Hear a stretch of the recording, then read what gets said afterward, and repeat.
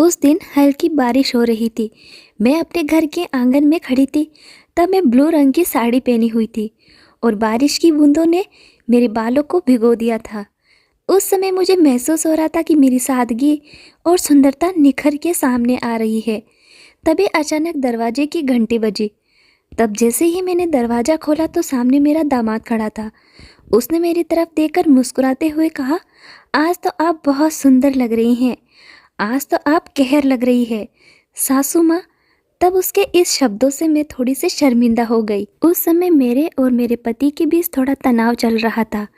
मैं उनके साथ खुश रहने की कोशिश कर रही थी, लेकिन मुझे उनसे वह संतुष्टि नहीं मिल रही थी जो मैं चाहती थी। एक बार मैंने पति के लिए कमरे को सजाया था, लेकिन उस रात पति के बजाय दामाद कमरे में आया। आते ही उसने धीरे से मुझसे कहा, उम्र के साथ मैंने दो बातें समझी, आपकी सुंदरता और आपका कोमल दिल।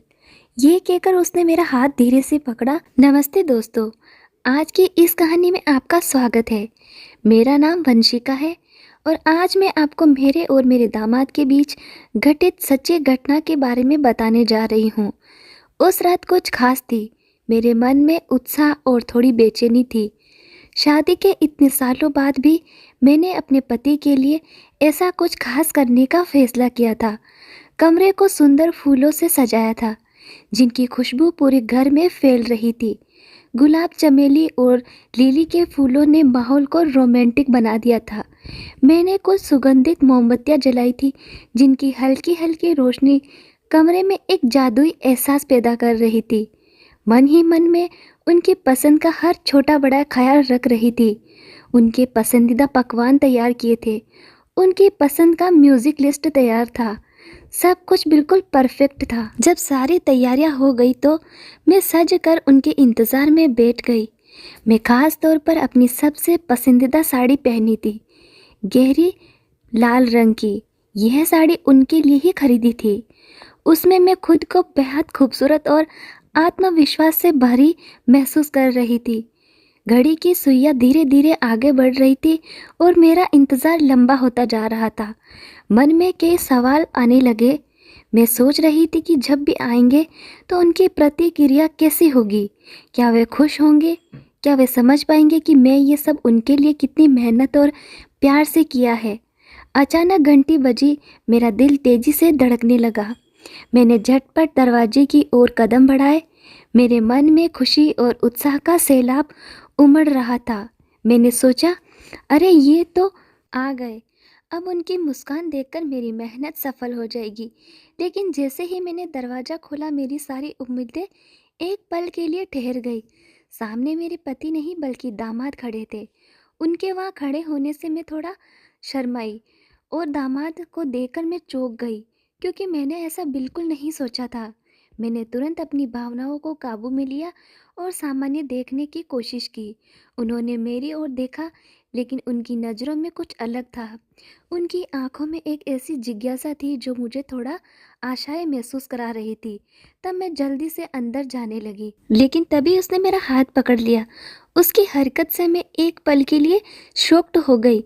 उसने मुस्कुराते हुए कहा, सासू माँ, कहाँ जा रही हो? मुझे एक गिलास पानी मिलेगा क्या? उसकी इस बात ने मुझे और भी शर्मिंदा कर दिया। मैंने हल्के से अपना हाथ छुड़ाया और सर झुकाकर हाँ अभी लाती हूँ, और तुरंत कमरे के अंदर चली गई। अंदर पहुँचते ही मेरी सांसें तेज हो गई। कमरे की सजावट, फूलों की खुशबू, मोमबत्तियाँ की रोशनी, सब कुछ अब मुझे गलतफहमी का कारण लगने लगा। मैं जल्दी से अपनी साड़ी को ठीक किया और एक शॉल ओढ़ लिया ताकि थोड़ा सहज महसूस कर सकूं। फिर पानी और चाय लेकर बाहर आई, पर अभी भी सोफे पर बैठा था, लेकिन उसकी नज़रें अभी कमरे का मुआयन कर रही थी। जैसे ही मैं चाय और पानी रखा, उसने मुझे देखा और हल्की मुस्कान के साथ पूछा, सासू माँ, आज कुछ खास है क्या? लगता है मैं गलत समय पर आ गया हूँ।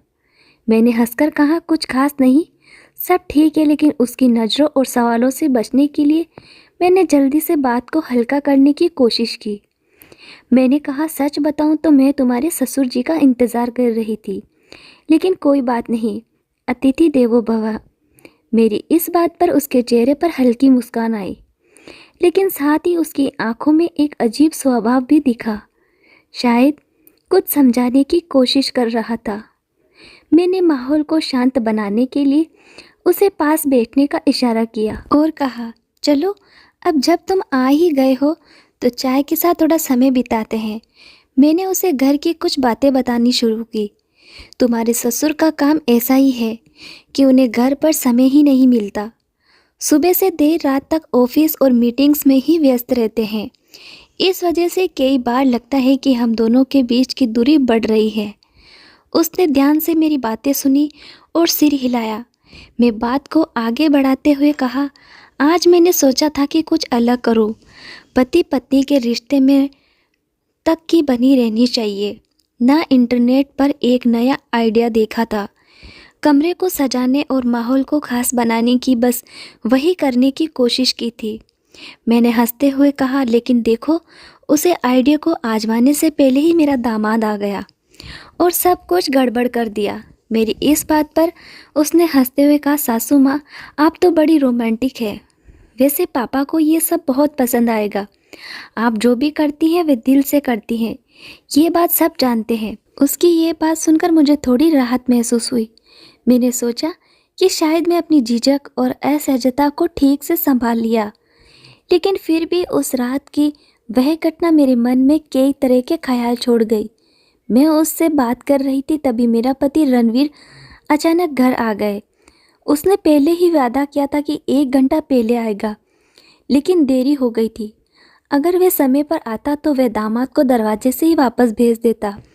खैर, अब घर में आने पर रणवीर ने दामाद को गले लगाया, लेकिन वह मेरी तरफ एक बार भी नहीं देखा। इससे मुझे बहुत गुस्सा आया क्योंकि उसने अपना वादा नहीं निभाया। तब मैं हॉल में बैठकर सोच रही थी और बगल में दामाद भी बैठा था। मेरा ध्यान कहीं और था। तभी उसने अचानक मेरा हाथ पकड़ लिया, जिससे मैं थोड़ी हैरान हो गई क्योंकि मेरा मन अभी भी विचारों में उलझा हुआ था। दामाद के अचानक इस रवैये से मैं थोड़ी डर गई थी। फिर उसने मुझसे पूछा, सासू माँ, आप अकेली क्यों बैठी हैं? फिर मैंने उसका हाथ पकड़कर उसे सीधे अपने कमरे में ले गई और सजाया हुआ बिस्तर दिखाया। देखकर उसने बिस्तर की तारीफ़ की। आपने बहुत अच्छा सजाया है। तब मैंने उसे समझाने की कोशिश की कि मैं क्या दिखाना चाहती थी, लेकिन वह समझ नहीं पा रहा था। ऐसा मुझे लगा। तब मुझे थोड़ा गुस्सा आया और मैं बाहर निकल आई। फिर उससे बोली, मैं सिर्फ बिस्तर नहीं दिखा रही थी। तब उसने मेरी तरफ देखकर कहा, आपके चेहरे से मुझे सब कुछ समझ आ गया है। आपकी पसंद बिल्कुल सही है। फिर उसने रणवीर के बारे में बात करते हुए कहा, ससुर जी बहुत भाग्यशाली हैं कि उन्हें आपके जैसी जीवनसाथी मिली है। फिर उसने मेरी सुंदरता की तारीफ़ की, जिससे मेरा गुस्सा धीरे धीरे कम हो गया। फिर हमने बहुत सारी बातें की और उसने मुझे बताया कि मैं अपनी समस्याएं उससे शेयर कर सकती हूँ। वो बोले, आप चिंता मत करें, मैं आपके लिए साथ हूँ। उसकी बातें सुनकर मेरा मन थोड़ा हल्का हुआ और मैं अपने कमरे में वापस चली गई। उस रात मैं रणवीर की तरफ पीठ करके सोई थी।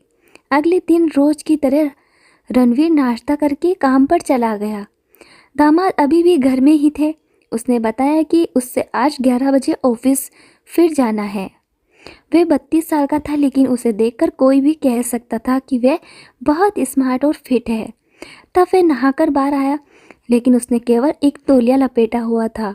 उसे ऐसे देखकर मुझे थोड़ा हंसी आने लगी, लेकिन दामाद सीधे रसोई में गया और अपने तरीके से सब कुछ तैयार करने लगा। उसका काम देखकर मुझे थोड़ी शर्म आई और एक पल के लिए मैं खुद को रोक फिर कुछ समय बाद वह पूरी तरह से कपड़े पहनकर बाहर आया। जब वह बाहर वापस आया तो मैंने उससे पूछा, दामाद जी, क्या आपको किसी काम में मेरी मदद चाहिए? तब उसके साथ होने से घर का माहौल एकदम जिंदा दिल हो गया था। ऐसा मुझे लगने लगा था जैसे अपने किसी खास के पास होने का एहसास हो रहा था। उस दिन ऑफिस जाने से पहले दामाद ने मुझे एक नई सलाह दिया, कैंडल लाइट डिनर की। उसने कहा, सासू माँ, कल मैं आपका प्लान थोड़ा बिगाड़ दिया था। आज मैं थोड़ा देर से आऊँगा। आप और ससुर जी साथ में समय बिताना। मैं कहीं भी डिस्टर्ब नहीं करूँगा। उसने मुझे कैंडल लाइट डिनर को रोमांटिक बनाने के कुछ टिप्स भी दिए। इस समय मैं रणवीर को फ़ोन किया लेकिन उसने कॉल ही नहीं उठाया। मैंने उसे मैसेज किया जिसका उसने सिर्फ ओके में जवाब दिया। शाम को मैंने तैयारी भी कर ली थी लेकिन रणवीर ने पूरे दिन मुझे कोई बात नहीं की। फिर भी जब वह जल्दी घर आया तो मुझे खुशी हुई। तब वह थोड़ा थका हुआ लग रहा था, इसलिए मैंने उसके साथ खाना खाया लेकिन उस पर कोई दबाव नहीं डाला। आखिरकार ऐसा नहीं था कि रणवीर के साथ समय बिताने का वही आखिरी दिन होगा। वह थका हुआ लग रहा था, इसीलिए मैंने उसे कुछ नहीं कहा और उसे शांतिपूर्वक सोने दिया। उसके सोने के बाद मैं रसोई साफ कर रही थी। उस रात मुझे नींद नहीं आ रही थी। मन में दिन भर की घटनाएं घूम रही थी। कमरे में अजीब सी खामोशी थी। मैंने सोचा कि कुछ काम कर लिया जाए ताकि ध्यान भटक सके और मैं गहरी नींद में खो गई। दिन इसी तरह गुजरते रहे। दामाद का ऑफिस का समय सुबह 11 बजे से शाम 6 बजे तक था। वे पूरे दिन काम में मेरी मदद करते थे। दामाद जी मेरी हर मदद के लिए हमेशा उपलब्ध रहते थे। वहीं पर मेरा पति रणवीर कभी मेरी मदद के लिए नहीं आता था। दामाद के साथ मेरी बेटी शादी करके बहुत भाग्यशाली थी, इसमें कोई शक नहीं था। इसमें क्योंकि वह हर चीज़ में परिपूर्ण था। एक रात में अपने कमरे में रणवीर के कपड़े देख रही थी और उसके कुछ शर्ट धोने के लिए निकाल रही थी। तभी मुझे उसकी पैंट की जेब में एक दिल्ली का टिकट मिला। मैंने उससे पूछा, ये टिकट तुम्हारे लिए ज़रूरी है? उसने कहा, हाँ, मुझे कुछ दिनों के लिए दिल्ली जाना है ऑफिस। फिर से मुझे ये टिकट मिला है। वहाँ ऑफिस की पार्टी है। पार्टी की बात सुनकर मुझे लगा कि रणवीर मुझे भी साथ ले जाएगा। मैंने उससे कहा, अच्छा पार्टी है तो हम कब जा रहे हैं? उसने जवाब दिया, तुम क्या बात कर रही हो? पार्टी ऑफिस के कर्मचारियों के लिए है, इसीलिए मैं तुम्हें साथ नहीं ले जा सकता। सपने देखना बंद करो। मैं ऑफिस के दोस्तों के साथ पार्टी में जाने का फैसला किया है। उसके जवाब से मेरी खुशियों को एक पल में धक्का लग गया। फिर रणवीर अगले दिन दिल्ली जा रहा था और वहाँ 7 दिन रहने वाला था। उसने बताया कि पार्टी 5 दिन तक चलेगी लेकिन ऑफिस के काम की वजह से वह 7 दिन वहाँ रहने वाला है। वह चला गया। तब मैं दामाद के साथ घर में अकेली थी। उसी समय दामाद के ऑफिस में भी पार्टी थी और उन्होंने मुझे वहाँ ले जाने का फैसला किया। दूसरी तरफ मेरे पति हमेशा की तरह अपने काम में व्यस्त थे और मुझे कहीं भी ले जाने के लिए तैयार नहीं थे। उनकी इसी उदासीनता ने मुझे अकेला महसूस कराया। लेकिन मेरे दामाद ने मेरी स्थिति को समझा और कहा, सासू माँ, आप भी थोड़ा बाहर निकलिए, पार्टी में चलिए, आपको अच्छा लगेगा। पहले तो मैंने मना किया लेकिन उनकी बातों में जो अपनापन और आदर था उससे मैं नाकार नहीं कर सकी। उन्होंने मुझे ये एहसास दिलाया कि मेरी खुशी भी मायने रखती है। पार्टी में जाने से पहले मैं थोड़ी असमंजस में थी। मैंने हल्के गुलाबी रंग की साड़ी पहनी जिसे देखकर उन्होंने कहा, आप इस साड़ी में बहुत सुंदर लग रही है। पार्टी में सबकी नज़रें आप पर ही होगी। उनकी इस बात पर मैं थोड़ा मुस्कुराई लेकिन भीतर ही भीतर झिझक महसूस कर रही थी। दामाद ने मुझे अपने साथ कार में बैठाया और पूरे रास्ते मुझे सहज महसूस कराने की कोशिश कर रहे थे। पार्टी किसी बड़े होटल में आयोजित की गई थी। जैसे ही हम वहां पहुंचे, दामाद ने मुझे पूरे आत्मविश्वास के साथ अपने साथ चलने का इशारा किया। वहां का माहौल पूरी तरह से औपचारिक था लेकिन दामाद ने मुझे एक पल के लिए भी आशाएं महसूस नहीं होने दिया। उन्होंने मुझे अपने सहकर्मियों और वरिष्ठ अधिकारियों से मिलवाया। वे मुझे ऐसे पेश कर रहे थे जैसे मैं उनकी कोई खास मेहमान हूँ। उनकी इस बात ने मुझे गर्व और खुशी का एहसास कराया। पार्टी की शुरुआत पुरस्कार वितरण समारोह से हुई। दामाद का नाम बेस्ट परफॉर्मेंस अवार्ड के लिए पुकारा गया। उन्होंने मेरी ओर देखा और मुस्कुराते हुए कहा, सासू माँ, आप मेरे साथ स्टेज पर चलेंगे? मैं थोड़ी हैरान हुई और कहा, ये तुम्हारा पुरस्कार है, इसमें मैं क्या? उन्होंने दृढ़ता से कहा, आप मेरे लिए प्रेरणा हैं। यह पुरस्कार आपके बिना अधूरा है।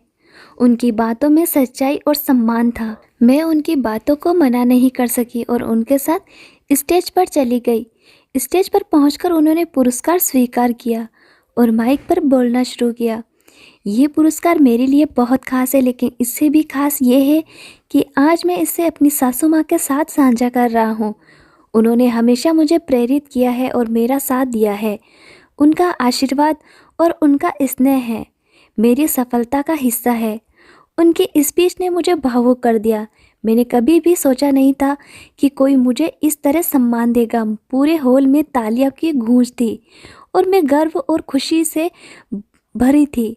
उस रात पार्टी से घर लौटते समय मैं उनसे पूछा, दामाद जी, आपने मुझे पार्टी में क्यों ले गए? उन्होंने उत्तर दिया, सासू माँ, आप बहुत सोचती है। पार्टी सिर्फ कर्मचारियों के लिए नहीं होती है, हमें अपने परिवार को भी साथ लेकर जाना चाहिए। उनका उत्तर मुझे समझ में आया। फिर मैं अपने कमरे में कपड़े बदलते समय उनके बारे में सोचने लगी, लेकिन मेरे ड्रेस का हुक खुल ही नहीं रहा था। रणवीर उस दिन घर पर नहीं था और मैं सोच रही थी कि मदद के लिए किसे बुलाऊं। तभी दामाद अचानक मेरे कमरे में आए और उन्होंने मेरे ड्रेस का हुक खोल दिया और फिर बाहर चले गए। कुछ समय बाद बाहर आकर मैंने उनसे पूछा, दामाद जी, कोई समस्या नहीं हुई? वह हंसते हुए बोले, सासू माँ, गर्मी बहुत बढ़ गई है और मेरे कमरे में एसी बंद हो गई है। अब रात में बिना एसी के कैसे सोऊंगा? घर में 2 ही एसी थी, एक मेरे कमरे में और एक गेस्ट रूम में। दामाद ने बताया कि उसके कमरे का एसी खराब हो गया है, इसीलिए मैंने उन्हें अपने कमरे में सोने को कहा। उस रात दामाद मेरे बिस्तर पर सोए। आज रणवीर की जगह उन्होंने लिया था। मुझे रात भर नींद ही नहीं आई और मैं बहुत अनकंफर्टेबल महसूस कर रही थी। अगले दिन दामाद की छुट्टी थी और घर का राशन खत्म हो गया था। मुझे बाहर जाकर राशन खरीदना था, लेकिन रणवीर ने पैसे नहीं दिए थे। जब मैं खाना बनाने को सोचा तो कुछ ही चीज़ थी और कुछ खत्म हो गई थी। मेरे पास पैसे भी नहीं बचे थे। मैं रणवीर को फ़ोन करने का सोच रही थी, तभी दामाद ने मुझे रोका। उन्होंने कहा, अब मैं भी इस घर का सदस्य हूँ। इस साल का राशन मैं भरता हूँ। आज दोपहर का खाना हम बाहर ही करेंगे। तब मैंने उनकी बात मानी और तैयार होकर कुछ समय बाद हम बाहर गए। सबसे पहले दामाद ने मुझे एक होटल में खाना खिलाया।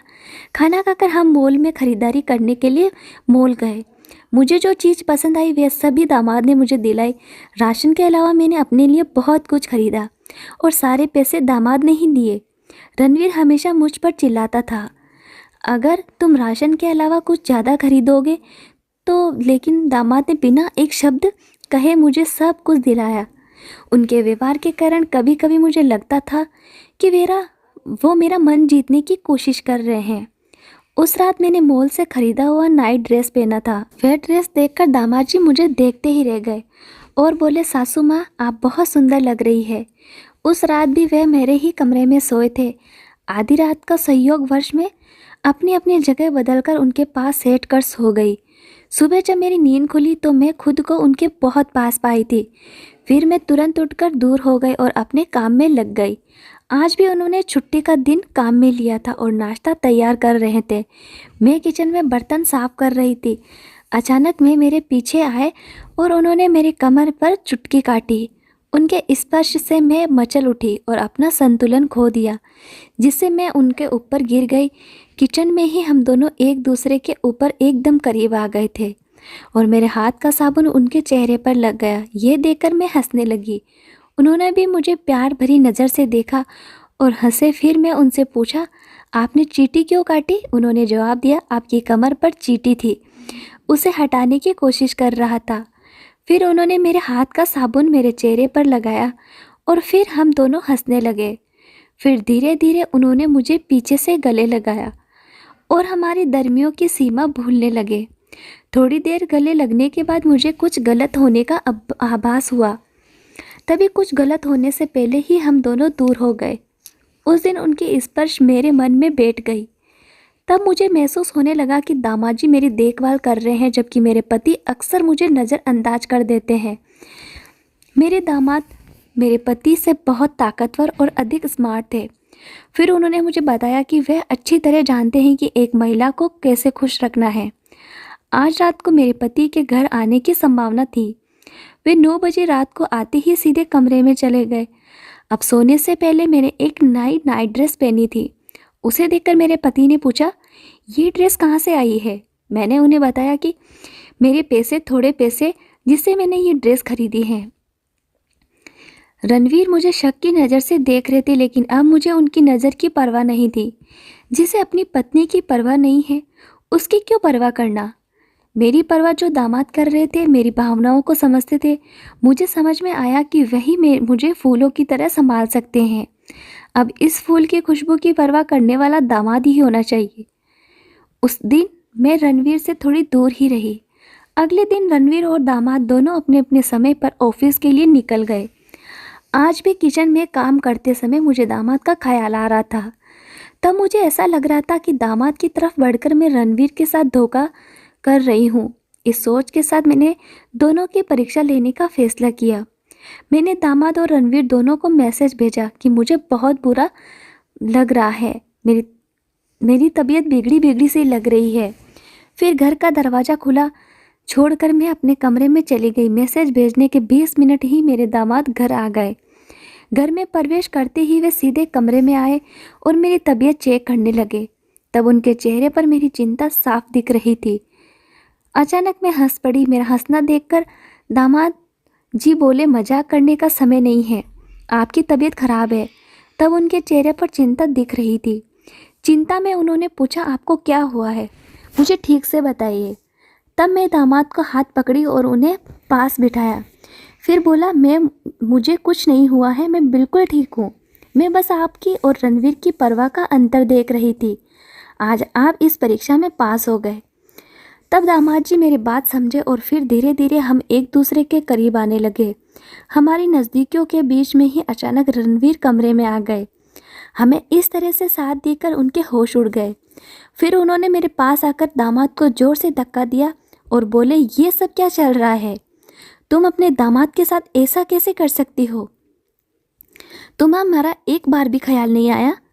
तब मैंने जवाब दिया, नहीं, मुझे तुम्हारा ख्याल नहीं आया है। जब तुम निशा के साथ होते हो तब तुम्हें अपनी पत्नी का ख्याल आता है क्या? मैंने जानबूझकर तुम्हें और दामाद का एक साथ सेल्फी भेजा था ताकि तुम्हें शक हो, लेकिन शक तब करो जब तुम्हारा अपना चरित्र साफ हो। तुम्हें लगता है कि तुम सही हो तो मेरे और दामाद के संबंध भी सही है, इसमें कुछ भी गलत नहीं है। तभी रणवीर चिल्लाकर बोले कि कौन सी निशा? तब मैंने उन्हें उनके और उनकी प्रेमिका की तस्वीर दिखाई। मुझे उनकी सच्चाई पहले से ही पता थी, लेकिन मैं उनके प्यार के लिए चुप थी। मैंने कहा, रणवीर, तुम और कितना झूठ बोलोगे? ऑफिस के काम के बहाने और मीटिंग्स के बहाने तुम उस लड़की के साथ शहर से बाहर समय बिताते हो, उस पर कितना पैसा खर्च करते हो, लेकिन पत्नी ने कुछ मांगा तो तुम शिकायत करते हो। तुम किस तरह के इंसान हो? या मुझे पता है कि फिर भी इस घर में रहकर तुम्हें खुश रखने की कोशिश करती थी। कभी सजती संवरती थी तो कभी कैंडल लाइट डिनर का सरप्राइज़ करती थी। कदाचित मुझे कुछ गलत हुआ होगा, लेकिन जो प्यार मुझे चाहिए था वह मैं तुम नहीं दे सके। तब मैंने मन में ठान लिया कि अब मैं तुमसे भी प्यार नहीं कर पाऊंगी। मैं खुद को दोषी मान रही थी, लेकिन दामाद जी ने सही समय पर मुझे सब कुछ सच बता दिया। ये अच्छा हुआ, नहीं तो मैं खुद को दोषी मानकर डिप्रेशन में चली जाती और कुछ गलत कर बैठती। उस कठिन समय में दामाद जी ने मेरी देखभाल की। हाँ, तुम जो हमेशा की नज़र से देख रहे हो वे नज़र हटाओ। मैं ठहरते हुए कहा, मेरे और दामाद के बीच कुछ भी गलत नहीं है। ये सब एक नाटक था जो हमने सिर्फ तुम्हें सबक सिखाने के लिए किया है।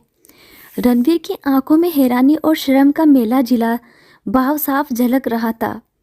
वह कुछ कहने की कोशिश कर रहा था, लेकिन मैं रुकी नहीं। आज जो कुछ तुमने देखा वह भी इसी नाटक का हिस्सा था। मैंने आगे कहा, अगर तुम मुझे किसी दूसरे मर्द के साथ देखते हो, नहीं देख सकते, तो सोचो मैं तुम्हें किसी दूसरी औरत के साथ कैसे देख सकती हूँ, कैसे सहन कर सकती हूँ। ये दर्द मैंने कई बार सहा है, लेकिन अब नहीं। मेरे शब्दों ने जैसे रणवीर को जड़ कर दिया था। वह सर झुकाए खड़ा था और मैं अपनी बात पूरी करते हुए बोलती रही। ये सब इसलिए किया ताकि तुम्हें ये एहसास हो कि तुम्हारी हरकतें हमारे रिश्ते को कितना चोट पहुंचा रही है। रणवीर अब पूरी तरह से शर्मिंदा था। उसने धीमे स्वर में कहा, मैंने जो किया ये गलत था, मुझे माफ़ कर दो। मैं अपनी तरफ से बैग को उठाया और कहा, अब मैं और सहन नहीं कर सकती, मैं मायके जा रही हूँ। जैसे ही मैंने दरवाजे की तरफ कदम बढ़ाए, उसने मेरा हाथ पकड़ा। उसकी आवाज़ में अब गहराई और सच्चाई थी। प्लीज़ मत जाओ, मैं वादा करता हूँ कि आज के बाद कभी भी किसी औरत के पीछे नहीं जाऊँगा। मैं तुम्हारे प्रति वफादार रहूँगा। मुझे एक मौका दो, उसकी आंखों में सच्चाई और पछतावा था। मैंने एक पल के लिए उसकी ओर देखा। मैंने पीछे मुड़कर दामाद की ओर देखा जो अब तक चुपचाप खड़ा था। मैंने कहा, दामाद जी, आपकी मदद के बिना शायद ये मुमकिन नहीं होता। आपने मेरे लिए जो किया उसके लिए मैं आपकी बहुत आभारी हूँ। दामाद ने मुस्कुराते हुए कहा, माँ, मैं वही किया जो सही था। आप दोनों का रिश्ता बचाना ज़रूरी था। अब सब ठीक हो जाएगा। रणवीर ने अपने वादे को दोहराया और कहा, मैं सच में बदल जाऊंगा। मुझे एक आखिरी मौका दो। मैं गहरी सांस ली और सोचा कि हर रिश्ते को एक और मौका दिया जा सकता है, खासकर तब जब दूसरा व्यक्ति अपनी गलती मान चुका हो। मैं अपना बैग नीचे रखा और कहा, ये आखिरी मौका है रणवीर। अगर तुमने फिर से ऐसा कुछ किया तो मैं हमेशा के लिए चली जाऊंगी। उस दिन के बाद हमारे रिश्ते में बदलाव आने लगा। रणवीर ने अपनी गलतियों को सुधारने की पूरी कोशिश की और मैं जो एक टूटे हुए रिश्ते को संभालने की कोशिश कर रही थी, अब उम्मीद के साथ आगे बढ़ाने को तैयार थी। आजकल कई लोग, चाहे वे पुरुष हो या महिलाएं, अपने अच्छे परिवार के बावजूद बाहर प्रेम में पड़ रहे हैं। ये एक ट्रेंड बन गया है। लेकिन बाहर का व्यक्ति कभी आपको आपके परिवार के सदस्य की तरह नहीं संभाल सकता। वह सिर्फ अपनी ज़रूरतें पूरी करेगा। एक्स्ट्रा मैरिटल अफेयर्स की बढ़ती घटनाओं के कारण तलाक के मामले भी बढ़ रहे हैं। ऐसे समय किसी भी महिला का तुरंत मायके जाना मतलब अपने पति को स्वतंत्रता देना है। इसीलिए इस स्थिति से भागने के बजाय उसका सामना करना चाहिए। चाहे पति कितना भी गलत रास्ते पर चला जाए, एक पत्नी ही उसे सही रास्ते पर ला सकती है। यह हर महिला को समझाना चाहिए। आजकल ये एक आम बात हो गई है कि चाहे वह पुरुष हो या महिला, अपने अच्छे परिवार और रिश्तों के बावजूद वे बाहर प्रेम संबंधों में पड़ जाती है। ये एक तरह का ट्रेंड बन गया है जहां लोग अपनी भावनाओं और इच्छा को पूरा परिवार से बाहर ढूंढने की कोशिश करते हैं। पति कितना भी गलत रास्ते पर क्यों न चला जाए, एक पत्नी ही उसे सही रास्ते पर ला सकती है। ये जिम्मेदारी केवल पत्नी की नहीं बल्कि पति की भी होती है कि वे अपने रिश्ते की कदर करें और अपने परिवार के साथ मजबूती से खड़े रहें। तो दोस्तों, कहानी को लाइक, शेयर और चैनल को सब्सक्राइब ज़रूर करें।